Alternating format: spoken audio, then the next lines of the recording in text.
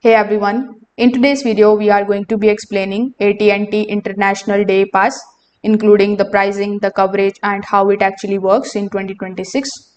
So AT&T International Day Pass is a travel add-on that lets you use your regular phone plan while you are in another country.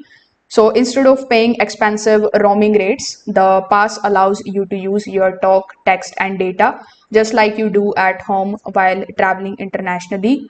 This makes it easier to stay connected for the things like navigation, messaging, and social media while traveling.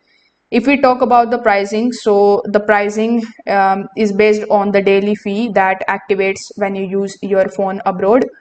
Typically, it starts with $12 per day for the first line, $6 per day for each additional line on the same account.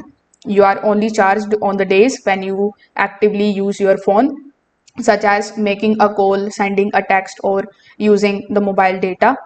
Now, one of the biggest benefits of this pass is its wide coverage.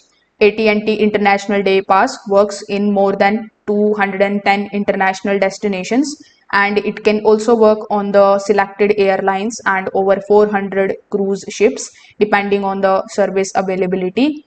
The pass activates automatically the first time you use your phone internationally.